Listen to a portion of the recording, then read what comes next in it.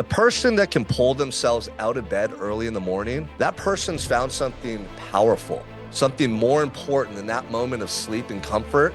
First of all, you develop discipline, you develop and keep trust in yourself because you're making these promises every day and you're showing up. So subconsciously, you start to become somebody who believes in yourself. And when you have confidence and you believe in yourself, you can do anything. That's an act of self-love. Discipline is an act of self-love. I want to leave every conversation, every moment with other people and either know that I provided value or dang, like that conversation, that sharpened me. Like I'm a better human being because of that individual. At the end of the day, most of us want to become someone we're proud of.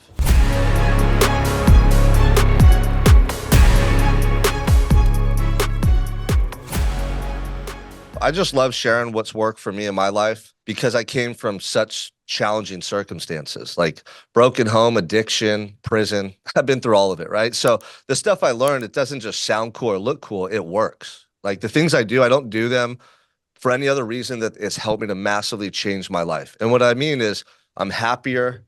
I have more gratitude for life. I've been able to achieve the results and the things I wanted to achieve.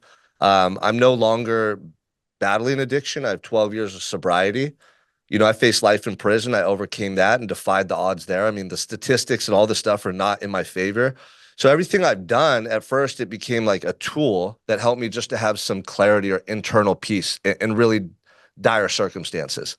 And then over time, as I continued to do it over and over and over, like I could see and feel myself improve.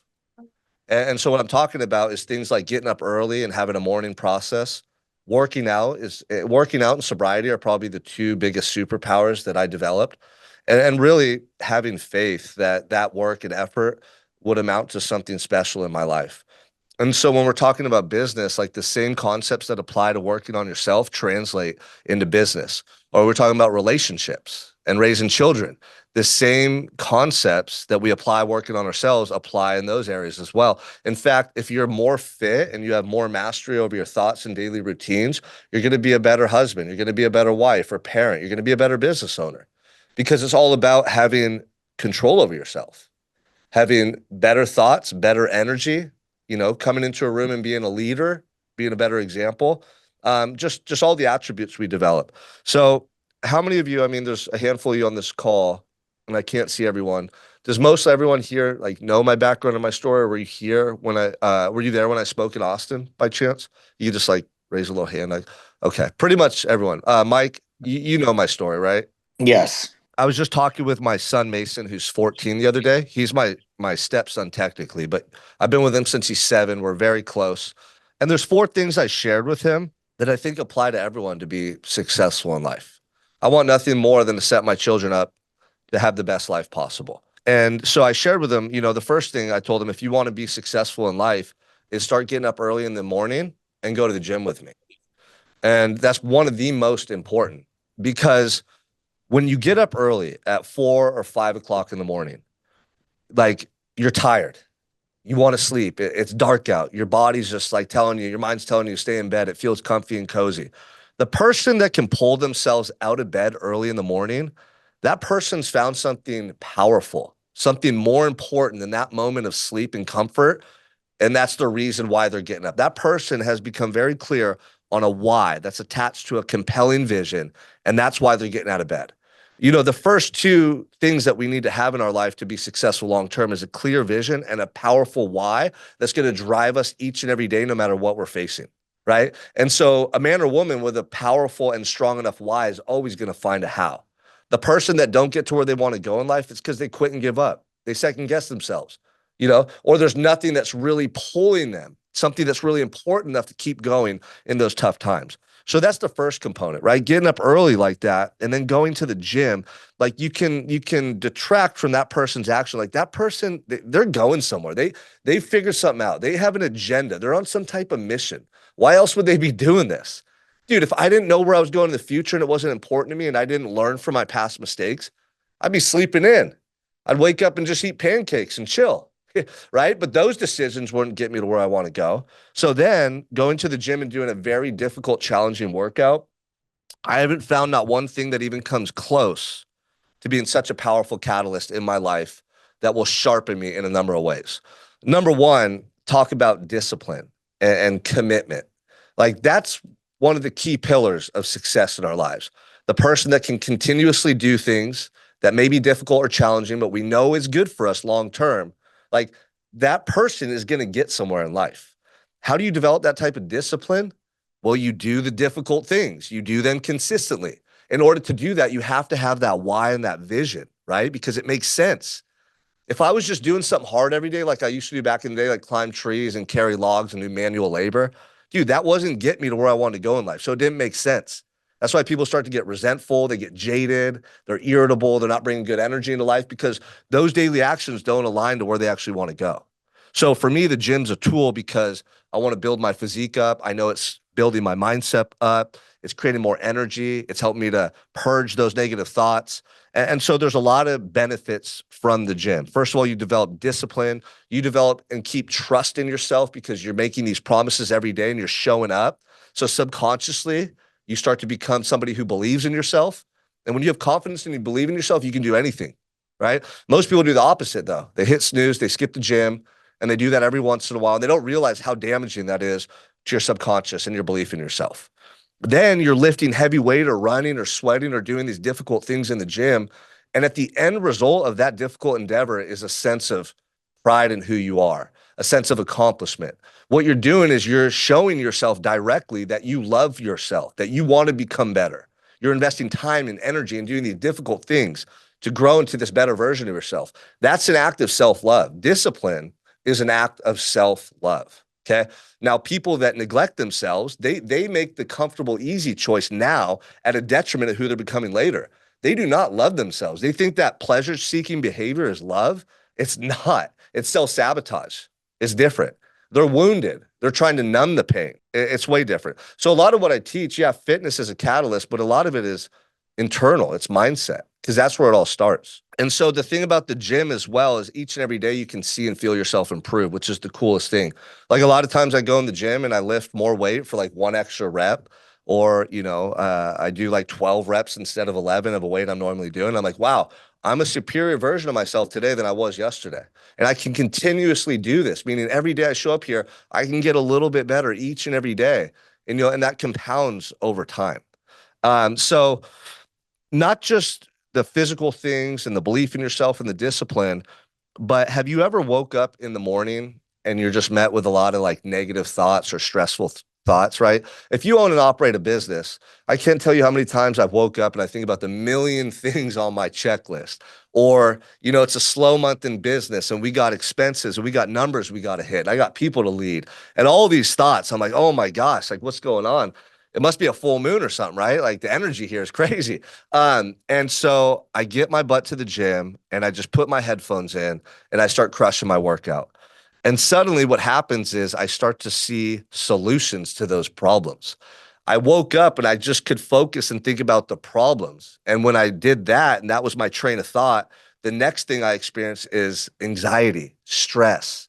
Emotionally, I'm distraught and I don't like that feeling. And I definitely don't want to be that way when my wife and children wake up. I definitely don't want to be that way when I show up to lead my team or create content. I definitely don't want to be that way when I'm on a sales call. I'm not going to get the result I want. Most people go into their life as that lesser version of themselves because they don't have self-mastery. They don't have recourse. They don't have control over how they're thinking and how they're feeling. And so I go to the gym. I crush my workout like my life depends on it. I don't just go through the motions. Like I've learned this. The harder I work out in the gym, the more of a benefit I'm going to get emotionally, psychologically, spiritually, my energy, everything about me. The harder I work out, I got to sweat. I got to be breathing hard. I go to that gym for 45 minutes to an hour and I try to kill myself in my workout. And this is something prison taught me, you guys. Can you imagine waking up in a jail cell thinking that you might never get out or that you have 5 years left? Like I remember one day I woke up and I was 25 and I go, wow, I got 5 more of these. Like 5 years of being stuck in this concrete box. No wife, no kids, no loved ones. They tell me what I eat, when I eat. They tell me when I can come out. And if you wake up in that setting and you don't learn how to control your thoughts and your emotional state, you want to literally kill yourself. Like it's torture. And that's why guys get drugs in prison too, because you can just numb yourself and check out. Some people hang themselves. Some people commit violence. It's a really bad place. And so I learned in jail that if I had these routines, like the first thing I would do is pray to God for guidance and strength. I'd think about all the good in my life and create this gratitude perspective and just paint these pictures of what life could be like if I didn't quit and give up. And then I'd work out and I'd elevate myself. Suddenly, I was seeing solutions to my problems. Suddenly, in the midst of doing all those push-ups and burpees in my cell, I'd start to think about the good in my life or what could happen in the future if I continued on this path. I started thinking about how, man, prison is going to be an asset for me one day because after going through this, nothing in life's going to faze me, right? I'd talk to myself this way in the midst of my workouts. I would paint these pictures of what life could be like that were so optimistic and delusional that no one would have ever believed that would become my life one day. But because I painted this picture, my self-talk was aligned to those visions and I did the work, I'm living that life now, like based on these things I'm sharing with you. So it's the same process from each and every day. And when I go to the gym and I might be stressed out or overwhelmed, I start to see solutions to all of my problems. Anything and everything you can imagine that's ailing me, that's stressing me, that feels like it's working against me. Like, let's say I'm even having a slow month in business, and my overhead's so high, and I got to produce, and I got this team, this company, and these people to take care of. Instead of being stressed about that, I suddenly start thinking, dude, I get to perform this month and I get to overcome this challenge. Like, I get to be the guy that pulls it off this month. What an opportunity. What a blessing. Like, that's the stuff that we want to share about one day. That's the stuff that you hear people on stage talking about, not how, oh, everything happened easy and I started this business and became successful. No, it's all the stuff they went through, the struggle, the adversity, the Rocky story, the hero's journey. That's why we love those movies, because we can identify with that. So, a lot of it is not just our self-talk and our perspective, but doing things each and every day that elevate your frequency in such a way where you can just naturally start thinking this way. It's really hard just to force yourself to think this way. If you're not feeling it, you're not going to believe it. You know what I mean? It's really hard in the moment where you're anxious and stressed just to turn it off. You can't. That's why people drink, take pills, do what we do. I don't anymore, but what I used to do. And so I found this whole recourse, this whole set of habits and routines that can essentially guarantee I will feel and operate the way I want to each and every day. So I do it every day. I do this stuff every day. I leave the gym in the morning and I'm high on life. I'm so optimistic. I have great energy. I feel so happy. That's the man that I want to be when my children and my wife wake up. I want to greet them with so much love and positive energy that I imbue that energy into them. Like, I could see it on my children's face, man. I could see it when my wife, feels my love and affection. And that's the most important thing in the world to me, because my family is my number one value. I couldn't do that if I first wasn't taking care of myself and doing what I needed to do each and every morning. That's why I get up at 4. That's why I have 2 hours by myself when I'm not around anyone, so I can get myself right. So I go to sleep earlier. I do whatever it takes to make sure that that routine is concrete and non-negotiable because of how it impacts other people over time, right? And so that's really like the core of how I operate. It starts in the morning. It really sets the tone for my entire day. Three other things I'll share with you real quick, and then I'd love to just do some Q&A because I know I'm saying a lot of stuff and I want to serve you guys as best I can. Second thing that I told my son the other day when he asked me, how do I be successful, right? Number one was get up and go to the gym with me every morning. Number two was sobriety. I said, you're 14.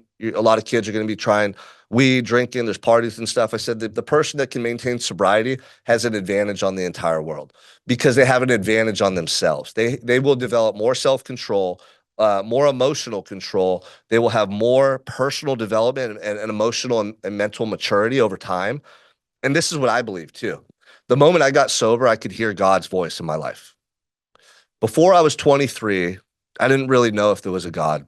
I didn't really believe in God. I'd gone to church. My family's Catholic. I didn't identify with religion. When the preachers talked, I didn't hear what they were saying. The Bible, I just thought it was like a bunch of stories that had been changed over time. And maybe that's true. I don't need to question any of that anymore because I have a personal relationship with God that derived from my own conscience and my heart and soul. Like when I sat in that jail cell and I finally got sobriety and I had to be really honest with myself about my mistakes, my choices, and what led me to that cell, I just looked back on a whole life that I wasn't proud of. And I thought, man, I could have been someone so much different. Like I was supposed to be different. I know who I'm supposed to be, but I didn't show up as that person. And it tortured me, the regret that I felt in that cell.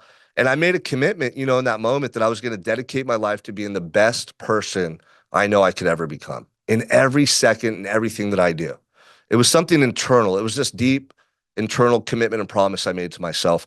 And so I got sober. And after a couple months of sobriety and doing all my workouts and starting to live in alignment with that truth in my heart, I really felt God's presence in my life. And the presence was my conscience, man. I realized like there's this voice that's getting stronger inside of me that I've been ignoring for so long.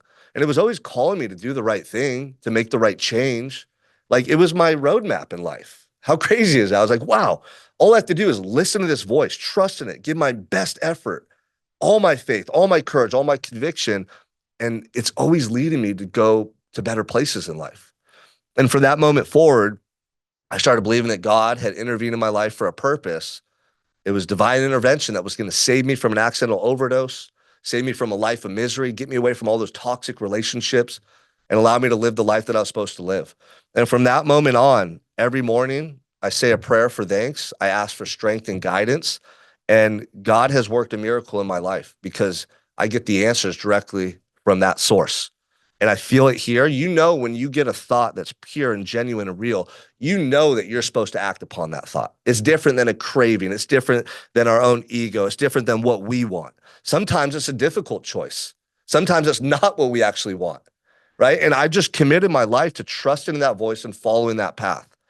And it's led me to this, what I'm doing today.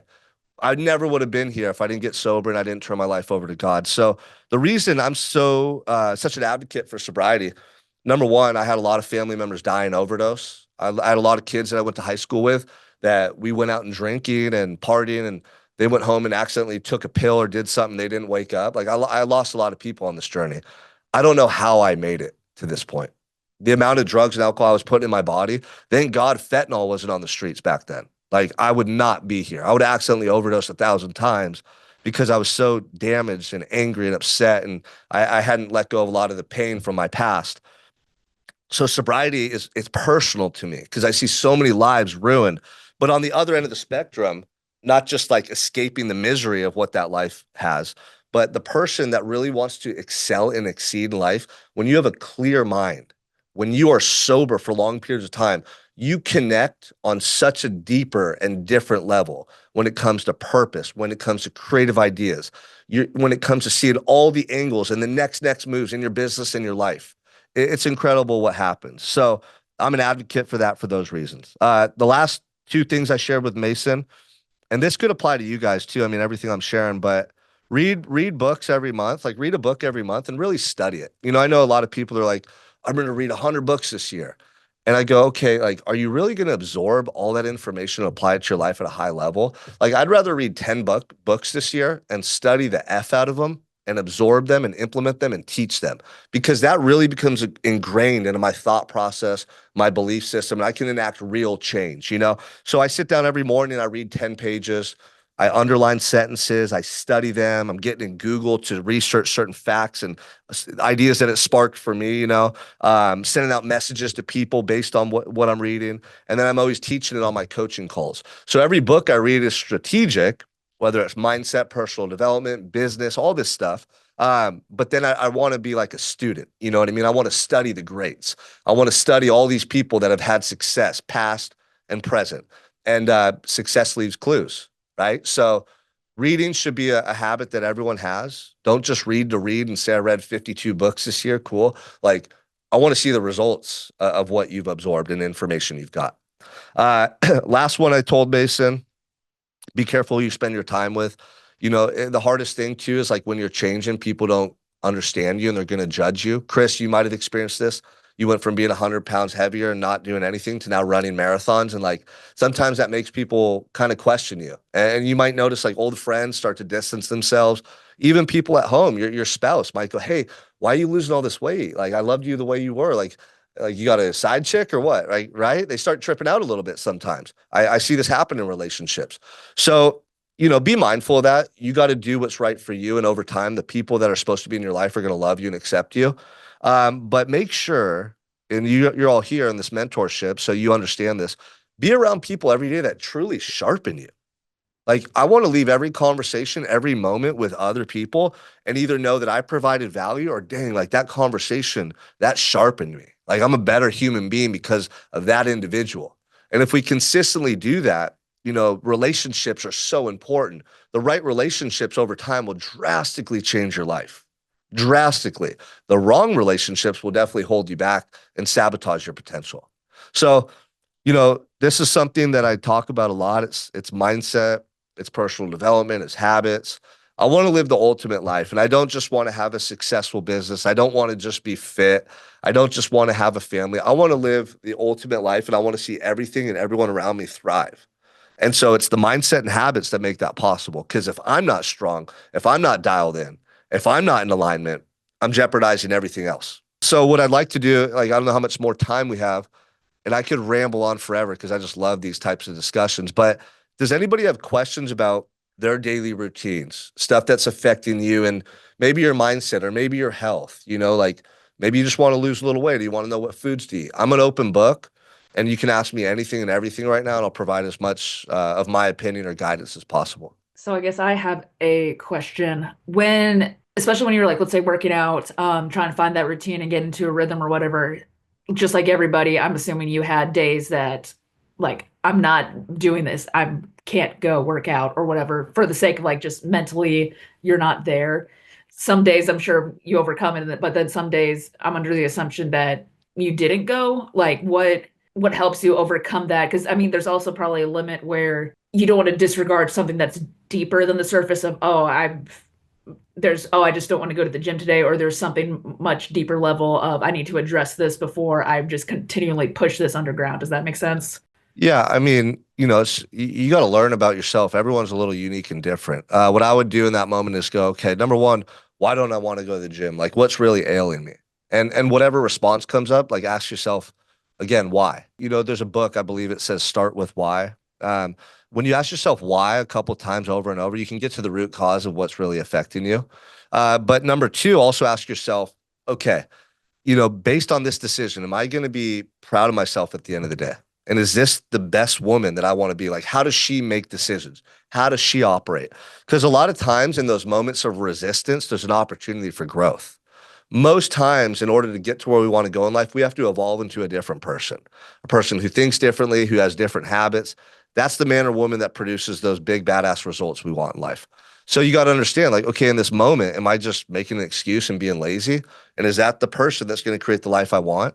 You got to be able to connect the dots and really like put it in perspective.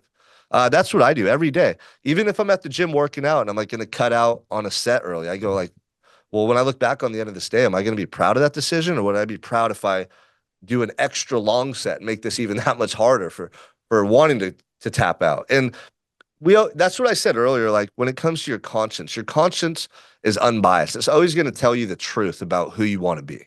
It's always going to give you the right answer. But if we're overwhelmed with stress and substances and all this stuff, it's hard to have that clarity. Yeah, Start with Why by Simon Sinek.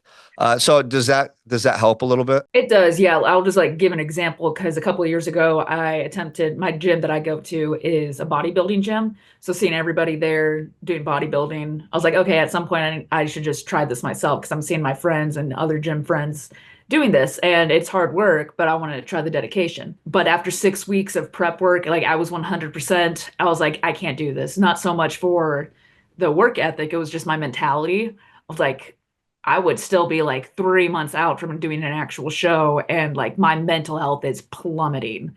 And so that's where I made the decisions like, you know what, I can't do this anymore. And so because there's working out, but then there was trying to set this goal of accomplishing something else. I was like, I can't do, if that Yeah, makes and sense. and So that's extreme.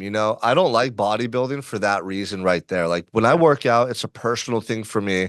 It's mental, it's spiritual, it's emotional, it's physical. Like it's for my well-being. And if I'm just starving myself and I have to do this certain type of workout and I have to get to this weight, it takes I'm doing it for the wrong reasons. So I don't like bodybuilding. I don't at all. To be honest with you, I don't like the scene. I don't like the energy there. I just don't like it. And I've had clients do bodybuilding stuff. I mean, some of my team members and coaches have competed in the past. Whitney Jones is the female coach for my company. She's a three-time Miss Olympia. Like she's incredible. She did I think it's like the sports or the fitness category. So hers is more almost like gymnastics intertwined with physique.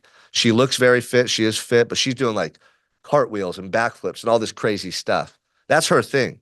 But I don't like the bodybuilding scene. And for that reason, Mm. instead of just saying, okay, like, do you have kids or anything? Are you married? What's I'm important? married. I don't have kids, but I agree with you when it comes to the bodybuilding thing because Yeah. it's a toll. Because when you're with you, what you're saying is like I'm on the other end of the spectrum. Is probably like I will drill myself into the ground before I back up and try to help my mentality versus, you know, so it's for me, it's trying to find that healthy balance of I want to be consistent with this, but also I've had to learn over the past couple of years to give myself grace that I'm not going in today, So I'm like on the opposite end, I feel like. Yeah, yeah. And let's say you had already been training for like 5 years and you were in pretty damn good shape and you had the consistency and the habit, then you might look at it and go, okay, I'm going to use this as a life experience just to develop more grit and discipline. I know it's not going to be pleasant, but I'm going to go into it. I just want the experience. Like that's a different attitude and perspective versus, where you're at right now and having gone through that experience, you know, find reasons why it's important to you. If you're like, okay, I want kids in the future, I want to be as healthy as possible when I get pregnant or have children. I want to be a good example for them. I want to know how to eat right, how to raise them the right way. Like that's a much more profound reason behind being healthy and fit.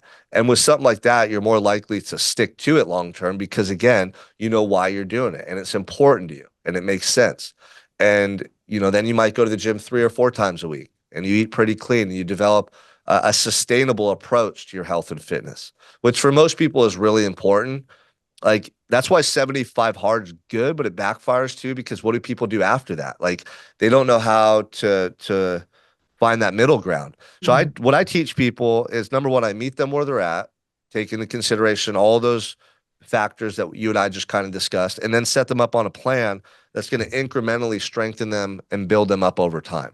That's something that you'll stick to and that's sustainable versus just like, oh, I'm going to be a bodybuilder and do a bodybuilding show in 6 months. That's pretty extreme. Right. No, and that's where I've learned is really this year has been implementing forget intensity, just be consistent. Because I found something that I love. I love boxing, I love Muay Thai. And so that's something that I'm just trying to be consistent with.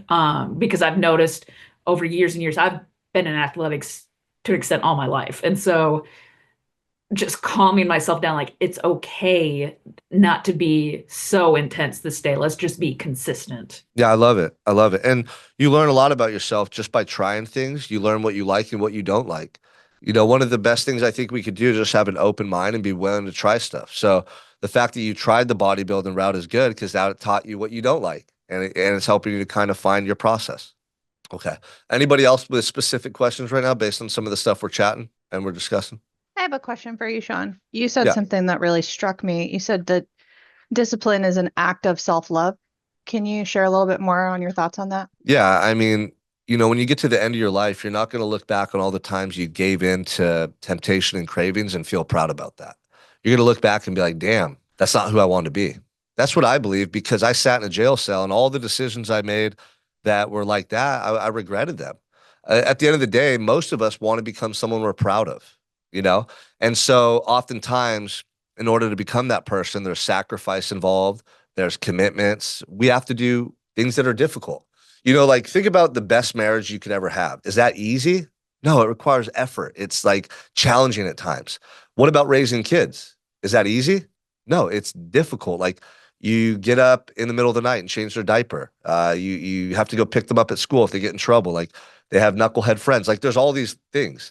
What about building your physique? If you want to be somebody that's fit and in shape, that's not easy either. That requires it's challenging. It requires commitments and discipline. Building a business, same thing. What if you want to become a millionaire or a billionaire? Freaking hard, right? For most people. So what I've learned is all the stuff that we truly want, the things that give us the most joy, fulfillment, and gratitude in life, it comes at a cost. And most people, they're not willing to pay the price. So instead, they settle, they make excuses, they get into a habit of doing that. And at the end of their life, they're not going to look back and be happy that they just settled. Like most people have massive regrets on their life at the end of their life. And it's because of the way they lived. They didn't go after what they truly wanted. They settled. And so when you are doing things that are challenging and developing discipline, it's because like when you want to be the best and you want to go after these results, like it's an act of self-love, not an act of self-sabotage. Did that answer it? I could go on. Well, like think about this too. With nutrition, I think nutrition's one of the hardest things for people to figure out as far as like eating healthy, because all the unhealthy food tastes really good and it's addicting. New research has come out, and in fact, in the 1960s, when tobacco was suddenly demonized because it had all this stuff that was causing cancer, the individuals that were running the tobacco companies, they started food companies. And initially they did it to diversify a little bit, but then they saw how lucrative it could be. They took all their scientists and researchers and started, what was it? Nabisco, Kraft Foods, all these different food companies.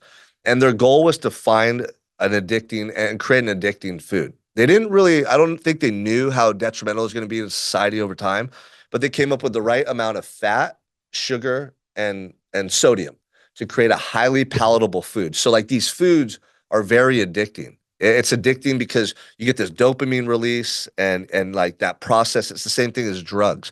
So a lot of the guys, men and women I coach, the hardest thing for them to do is change their eating. Because the food tastes good, they're addicted to it. And so the person that wants to live the healthiest, longest life, and they have kids and they want to be around for their grandkids, it starts with first realizing like, dude, you got to love yourself and invest in yourself in order to change, or in order to do hard things, or in order to make these commitments. The person that just eats all this food for that little moment of pleasure, but then they die early and leave their loved ones, like most people don't want to be that person, right? So the discipline is doing the right thing, even though it's hard, because you truly love your family, you love yourself, you want to be the best long term. Like that's an example. Same with working out, like same with all the stuff that we talked about. You do the hard work because you want to be the best. You want to have the best results. And if you neglect yourself or you make these poor choices, you don't really love yourself because of that. I have a follow-up question to this. Actually, it's a little bit deeper. With everything that you went through, I was just thinking about how, you're in jail and reflecting on all the bad decisions that you've made.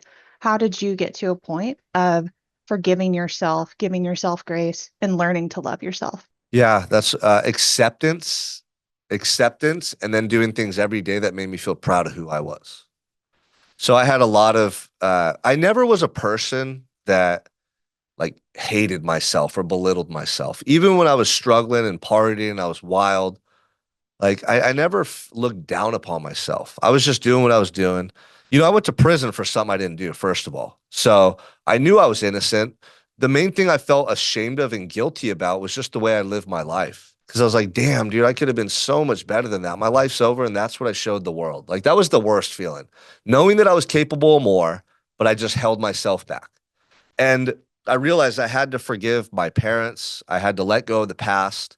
And for the longest time, I didn't want to acknowledge that my life had actually been that way. I wanted to just suppress it, numb myself out, and try to move on. But until you really make peace with stuff in the past, you can't move on. It's still internally, it's afflicting you. You have emotional, like baggage that you're carrying around. So I realized it was just survival. I knew that I wouldn't get through prison. And honestly, the challenge I was facing in prison was bigger than anything I'd ever come across in life. So that got my attention. So very quickly, I was like, all right, I forgive my parents. The past is the past. I got to overcome this. Like very quickly, I was able to move on. Whereas for 10 years, I couldn't. I could not move on. So it was acceptance first and foremost. Like acceptance is so powerful, whether it's a past relationship, our parents, ourselves. Like we're not perfect human beings. We have to go through stuff and learn hard lessons, and that shapes who we become in life. But we're not born with this ultimate playbook as to how to live the best life possible. We have to learn as we go. So one of our biggest flaws is like we get so mad and down on ourselves about stuff, and we carry that internalized belief around for years, when in fact we're brand new to the world. As we go through these experiences, we grow and learn. That's the way it's supposed to be. So it was realizing that, and then every day when I started reading books, looking up words in the dictionary, working out. Like when I was in my tiny little cell, I was facing life in prison. I never came out 24 hours a day. I had nothing but a couple random books, a pocket dictionary, and like some writing paper and a little broken pencil, And that was all I had. And so I just thought about, well, what can I do in this cell every day to be productive? Like, what can I do? It was almost survival, because just to sit there and do nothing all day, like you start going crazy. So I wanted to stay busy and stay active. So I'd work out a bunch. I would read those books. And then I started coming across all these words that I didn't know the definition or meaning of. And instead of just guessing or assuming, I started looking up words in my pocket dictionary. And before long, I had like pages of words all over my cell with the definition, the manner of speech. And I started memorizing them. And then when I'd memorize them, I'd use them in my letters back home. I would use them in creative, like short stories and these poems and stuff I started writing. I would even use them on the phone calls and visitations I was getting. And so in a very short period of time, I felt, I felt my mind shift and change. I was memorizing this stuff and my memory was improving. My speed of thought was improving. My vernacular and like the verbiage I was using was changing. I was like, wow, I'm like changing in a very short period of time here with just intentional effort. And that really was a seed planted or a belief that formed like, oh my gosh, I thought for the longest time that I was athletic and I was good in social settings, but I just thought I wasn't that intelligent. Like my cousins, my uncles, some of my family members just seemed smarter than me. And I realized, no, I just hadn't applied myself at all in school. And so in that moment, I realized I could change anything and everything about me that doesn't serve me, that doesn't align to who I want to be. And it was one of the most powerful learning lessons of my life. But you know what? Here's another good way to look at the discipline and self-love thing. At the end of the day, whatever you want to change in your life, it can't be for anyone else initially but you. When I started changing, I had to do it for me because the pain of not becoming the person I want to be, no one else felt that.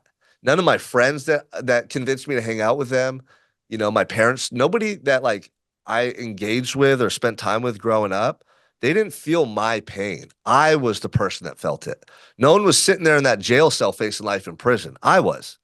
And I realized, like, damn, okay. I talk to people all the time that want to get sober for their kids. They want to get healthier for their kids. That's a great mentality. I love that. But the first thing that you have to focus on, and this is how it lasts a lifetime, you have to do it for you. You have to be selfish initially because you want to feel happy. You want to feel at peace. You want to be the best version of yourself. It has to be 100% selfish because when it's something that you want, that you have to have, you won't break those promises. You won't sabotage yourself. You won't make excuses. But I see so many people that say, I'm going to get sober for my family. And then a year later, they relapse because, yeah, they love their family, but like they were still afflicted with something internally. They were still going through something. Like it has to be for us. So that's why discipline is an act of self-love because you're doing the work every day, no matter what, because you want the result. You want to be the best. You want to feel that way. And then by doing that, in turn, everybody else in your life wins because you become a better person. Hey, That's Sean, good. how important is it to track daily habits, track what we're eating, and track, our exercises? Yeah, I think for a lot of people it helps, especially when you're changing early on. In business, they say like what you don't measure won't change. That's why people have KPIs and P&Ls and stuff. Same goes for your personal development. It helps drastically if you track everything when you start. That's why in our company, we track everybody's workouts every day, their daily blueprint, their nutrition, because then if they are getting results or if they're not, the data provides insight. If somebody's not getting the results and they're like, oh, it's not working. And we pull open the app, we're like, dude, you only worked out 2 days out of the last 50 days. Like, what have you been doing? Right. And so people, when they see numbers and they see data like that, it helps them to make, it makes sense of what they're doing. Another reason why the blood work that we do with our clients is so helpful because Dr. J does a deep dive into their biomarkers, over 220 biomarkers checked. And when they do the consultation with them, like this is what happened with me. I saw that one of my omega-6 counts was high. I saw that I had a liver enzyme that was higher than it should be. I saw that I had something called leaky gut. My testosterone was lower than it should be. I'm like, what the heck, man? I feel like a machine. What's going on? I've been working out. I've been eating healthy. How are these things coming back this way? And my cells weren't absorbing nutrients at the best of their capacity. And so I found all these little things that I could change and tweak based on the data. The omega-6 count was high because I was eating granola and I thought it was healthy. It had seed oils in it. My liver enzyme was due to probably one of the pre-workouts I was taking with a bunch of artificial sweetener. My leaky gut was due to gluten intolerance, which most people have. So very quickly, because of the data, I changed a lot of things that I was doing. And it made sense to me because I could see clearly how it was affecting my health. So that's how like tracking and having data pertains to personal development and health and how it can be, the person that's like non-committal or has trouble staying motivated. it gives them a more clear why behind what they're doing. And that's really valuable. And to touch on that too, Chris, like people don't realize this, but discipline with nutrition is, I call it a 7-figure skill set. The person that can be disciplined with their nutrition, it's very hard to do that, right? That person can take that mentality and that skill set and apply that discipline to every aspect of life. And discipline with nutrition is one of the hardest things for people to change. So if you're having trouble staying focused at work, you're having trouble at home, like it just transitions into these other things very well. And so I remember like I was always tracking my calories with MyFitnessPal because it would show me how much I was eating. I was developing that skill set. But then I'd get to the point where I'd be like, oh, I don't want to be in my phone more. Like I'm in my phone all day for work. I don't want to do one more thing, another thing. And it's because I had the wrong mindset around it. I was looking at it as a chore or a task versus an invaluable tool that I could utilize, right? Like our cars are valuable tools. They get us to where we want to go. Our phones, if used in the intended and best ways possible, they can create amazing outcomes for us. We can build businesses off our phones. We can reach people all over the world. But if you're just on there checking out TikTok videos, wasting your life, like it doesn't serve you, right? So it's the mentality behind it. I realized, wow, I can track my calories, get in the best shape of my life. I say I want to be the best version of myself. This is a tool. It's an asset. And my whole perspective shifted around it. Now I do it every day. It's on autopilot. I don't overthink it. Takes me a couple minutes, and it leads to me being a healthier, more fit, better version of myself. Any other specific questions around anything? Chris, are you on here twice? I see two of your, one says Cat Booth. That's that my you? wife. Oh, is she on here? Cool. Good. Yeah. You take her out and runs or what? You guys running together? She's doing the Peloton. Oh, nice. Dude, that's awesome. She's cycling. Yeah. She's been very supportive for me this last year, and she's kind of upset because I didn't even ask her. Sean and I had a call last January, and he said, pull out your credit card, and I didn't even think twice about it. I signed up, and we didn't really discuss it, but she saw my growth within the first few weeks and first few months, and has been very supportive. And through that, I've found Gathering the Kings, and now we're both part of this group together. So it's been a great journey this last year. Yeah, I mean that's a really good example right there. So, I'll joke with like my guys, but I'm being honest. When people say like I need to talk to my wife or should I talk to my wife, 9 out of 10 times, no, you shouldn't. And Chris is a perfect example of this. And this goes for, should I ask my husband? Should I ask my wife? What I mean by that is we want support. We want to be partners in this journey. But I'll use my life experience, for example. There's many times where I've invested tens of thousands of dollars in like a mentorship or some business endeavor or whatever it is. And if I had gone to my wife and said, hey, do you think I should give Andy Elliott $50,000? She'd be like, what? $50,000? That's so much money. Now to her, growing up and her belief system and stuff, that's a lot of money. But for me, I'm already thinking like a freaking billionaire. I've just trained myself. I'm like 10 years ahead now. You're just seeing me now, but I'm already 10 years ahead in my mind. How does that guy make decisions and think, right? Like, is he worried about spending money, or can he see what the relationship and the investment's going to do for himself and his life going forward? There's two types of thinkers in this world, people that have no limitations and people that live in a world of limitations. Money is the number one thing that triggers people to make decisions based off limitations. They get scared. There's fear, there's doubt. And I see this happen all the time where guys need to get healthier. They want to change. They see how working with us and Unstoppable is going to level them up in their business. There's all these reasons why it's such a good investment and decision. But then they come and talk to their wives, and their wife's like, ooh, that's a lot of money. You sure you want to do that right now? Like, what if it doesn't work out? Like, what if you don't get the result? Well, what if? There's always what ifs. What if it does and it radically changes your life and you become the best version of yourself you could have been? Most people don't think like that. So I say it jokingly. I tell my guys, like, worst thing you can do is go ask your wife to invest in something. And it's not to be mean or rude. And I say it to women too, but it's because a lot of people have limiting beliefs that hold them back. And sometimes they'll impose those limiting beliefs or that doubt onto the other person. And all of a sudden they're operating from fear. If you operate from fear in life, you'll never get what you want. Right? I always ask myself, like if money was not in this equation, would I do this? And 9 out of 10 times, it's like, yes, this is what I want to do. So I just do it. I do it. And I've done this over and over and over. I've invested in myself, my business. I've put all the chips on the table many times, calculated risks. and it always comes back in a massive ROI.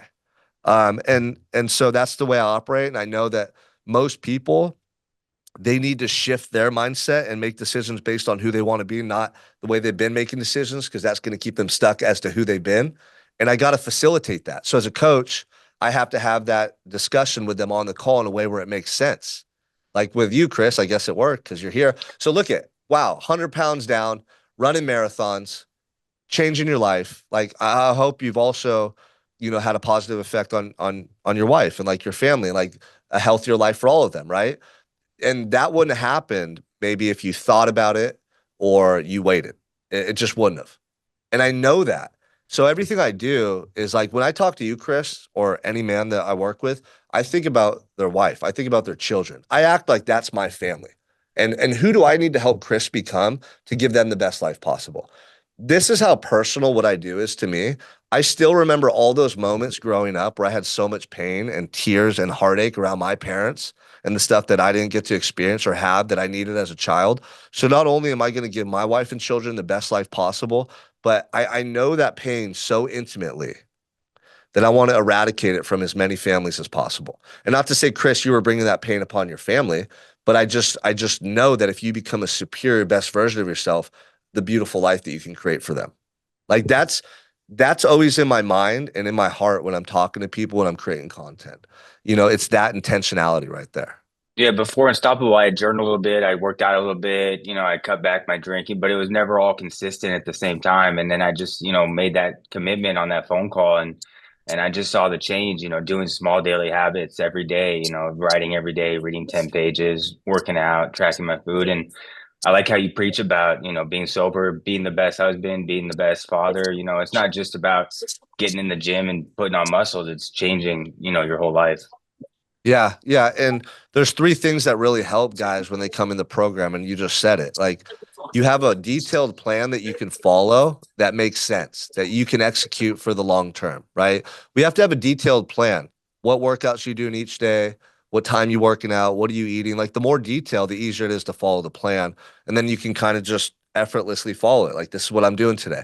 Number two, though, is really important. It's accountability and support. If you don't have accountability and people that you admire, that you respect, checking in on you and pushing you, like eventually there's going to come a time where you give into an excuse or you're tired or you don't want to do it. And that can become a habit in people's lives. So they're actually consistently inconsistent, right? And they don't even realize it. Number three is the community aspect. We have a whole group of men, business owners, entrepreneurs, and for the women who support each other. They get on weekly calls. There's communication through the app. And when you see other people striving to reach the goals that you want in life, or you see their success stories, or maybe you hear them sharing about something they're struggling with that you identify with.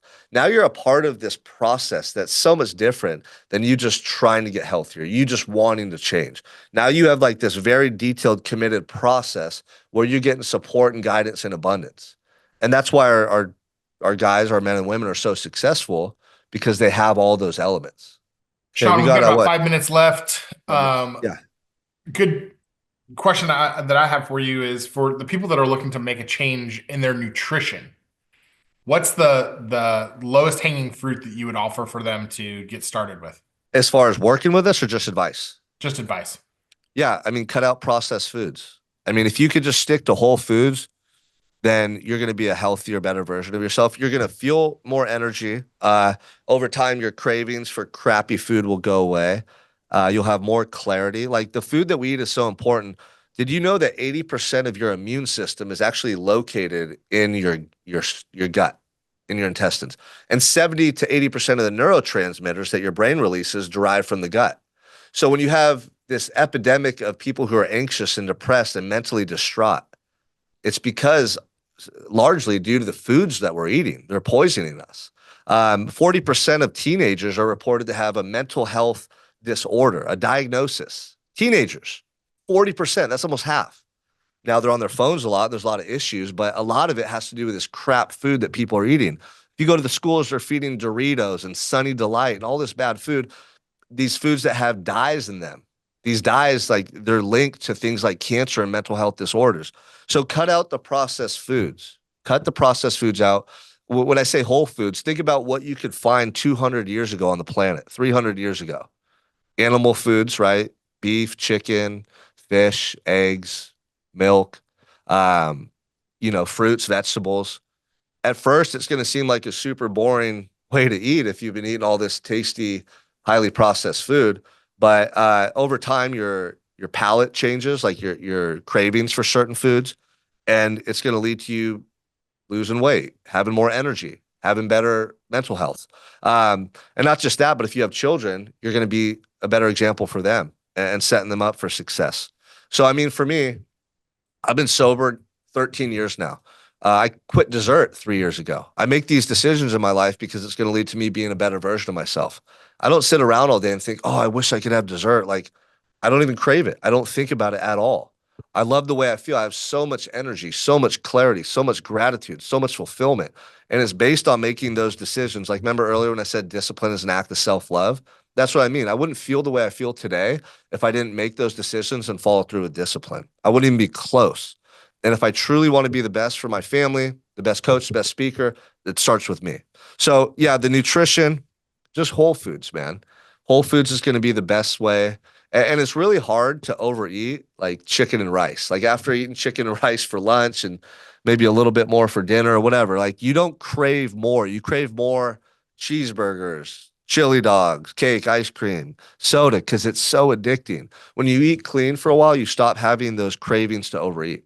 Last question I'll ask, and I probably should have started with this. Today's the confirmation hearing for RFK Jr. I know that you had the opportunity to meet. Mike, go ahead, man. I want to give you time. Oh, you're good. I just was going to ask, what's your thoughts on TRT therapy and range and age in which you think it's absolutely necessary to do it? Because I just got my blood work back, and I'm at like 450. You know, obviously when you go to a place like a TRT therapy place to do the blood work, they're automatically like, oh, you're super low, you need to get on TRT. I was like, yeah, I'll think about it, and left because I know that their obviously main goal is to sell it to me. So I guess, yeah, my question is, like, I'm 40, my level's at 450. I think my mindset allows me to go harder than my testosterone level.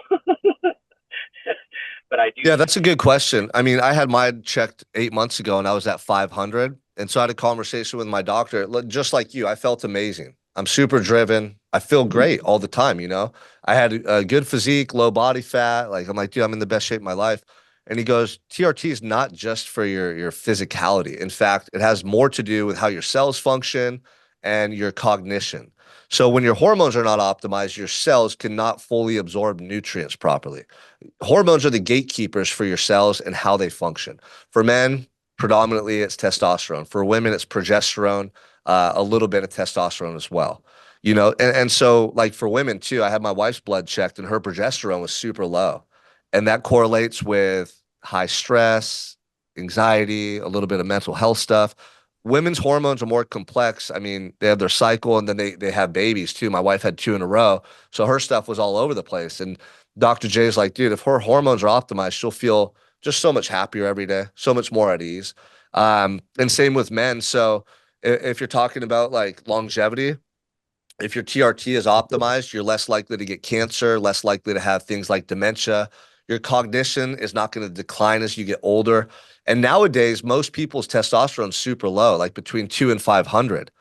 It's supposed to be between 900 and 1200 for optimization. So once I figured that out and I learned why, that it wasn't just about building muscle and losing weight, I started TRT 8 months ago, and I noticed an immediate improvement in just all these little things in my life: sleep, mental clarity and focus. I did get stronger in the gym. I feel amazing in the gym, but just you feel optimized. That's the best way to put it. So I'm an advocate for it because I understand why it affects you, how it affects you, how important hormones are for our overall well-being.